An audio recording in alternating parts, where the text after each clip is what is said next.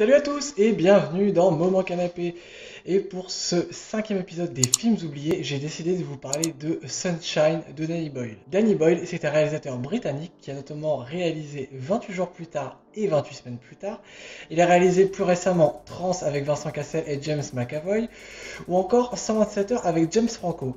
Et il s'est fait surtout connaître avec ses films Trainspotting 1 et 2. Pour ma part, je suis pas spécialement fan de sa filmographie parce que je trouve que c'est un peu psychédélique et un peu bizarre. Mais Sunshine, j'ai vraiment beaucoup aimé. Dans ce film, vous retrouvez Chris Evans qui joue Captain America dans les Avengers, ou encore Cillian Murphy qui joue pour beaucoup de personnes Thomas Shelby dans la série Peaky Blinders. Vous retrouvez aussi Rose Byrne, Cliff Curtis et Benedict Wong qui joue la collègue de Benedict Cumberbatch dans Doctor Strange. Nous sommes en 2057, le soleil se meurt et comme il ne produit plus assez de chaleur, il transforme la Terre en hiver polaire. Pour pallier à ça, un équipage de 7 personnes est envoyé à bord d'Icarus II pour faire route vers le soleil pour pouvoir lui lancer une bombe nucléaire afin de raviver le soleil. Mais après avoir perdu contact avec la Terre, le vaisseau retrouve contact avec Icarus I qui a disparu 7 ans plus tôt. Donc voilà pour résumer l'histoire, mais je tiens à préciser, petite parenthèse technique pour ceux qui se posent la question, le soleil ne peut pas mourir comme ça petit à petit. Au contraire, il ne perdra pas de la chaleur au fur et à mesure, mais d'après les scientifiques, il continuera à grossir, jusqu'à atteindre 100 fois sa taille actuelle. Il sera plus jaune, mais il passera vraiment vers le rouge orangé. Mais bon, d'après les scientifiques, il n'y a pas à s'inquiéter, ça arrivera d'ici à peu près 5 milliards d'années. Donc je pense qu'on sera tous plus là pour le voir.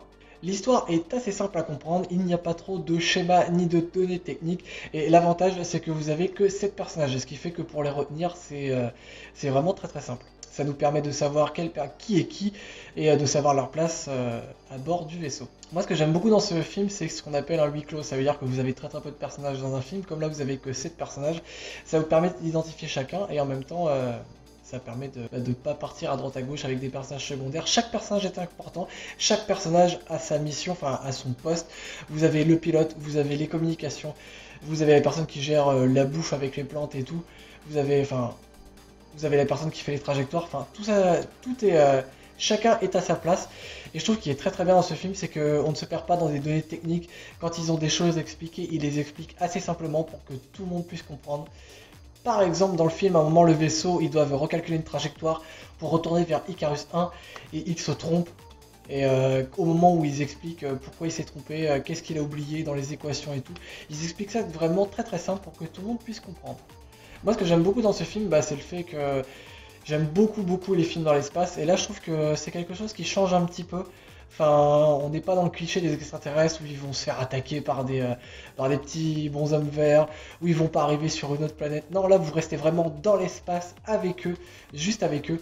Et puis après, vous allez suivre pas à pas les galères qu'ils vont avoir. Parce que je peux vous dire qu'ils vont en avoir au fur et à mesure de l'aventure. Le film fait 1h50 et vous n'avez pas tellement le temps de vous ennuyer parce que vous avez une présentation de 10 minutes, un quart d'heure à peu près de l'équipage, du vaisseau. Ils expliquent pourquoi ils sont là. Et après, ils vont avoir un élément déclencheur qui va faire qu'ils vont devoir se décaler de leur route par rapport au soleil et ils vont essayer de mener à bien leur mission. La seule chose, les seuls petits défauts que je peux trouver dans le film, c'est que ce sont des personnages qui sont normalement, on va dire, intelligents, ce sont des scientifiques, des savants.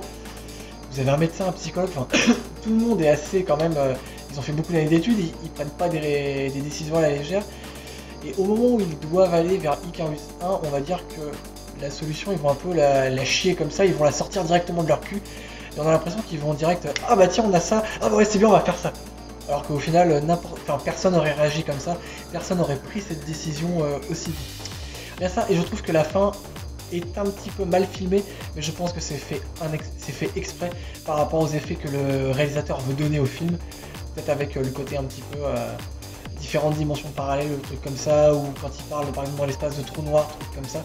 Je pense que c'est fait exprès, mais c'est vrai que au bout d'un moment vous savez plus trop où vous en êtes vers la fin, quoi. On est un peu perdu, on sait pas trop qui est qui, et ce qui se passe dans l'espace, je trouve que les effets spéciaux se sont très bien faits. Après la plupart des plans et de l'équipage et surtout du vaisseau, il y a quelques lumières mais la plupart c'est dans le noir, donc le film reste assez sombre, même quand ils sortent dehors. parce qu'ils ont des combinaisons spatiales qui leur permettent de se raccorder au vaisseau pour aller faire diverses réparations. Mais c'est pareil, il y a quelques plans où ils sont devant le soleil, ou quand ils regardent le soleil, où ils sont vraiment tout éclairés, mais la plupart du film reste quand même assez sombre. Même quand ils vont à bord d'Icarus 1, bah, ça fait 7 ans que le machin il a été laissé à l'abandon, il y a beaucoup de poussière, c'est dégueulasse et tout, et tout ça c'est pas éclairé. On les suit vraiment comme dans Alien avec leur petite lampe torche, et ça je trouve que c'est vraiment sympa, c'est vraiment un petit clin d'œil je trouve à Alien de Ridley Scott. Petite anecdote pour le film, au moment où Cillian Murphy il est vêtu de la combinaison spatiale et qu'il tombe et qu'il a du mal à se relever, Danny Boyle a demandé à des techniciens de se mettre dessus pour que le personnage puisse littéralement en chier à se relever. Ce qui fait que quand on a la vue dans le casque, quand on le voit hurler, gueuler, baver à se relever, bah c'est vraiment que le pauvre gars il a vraiment du mal à le faire.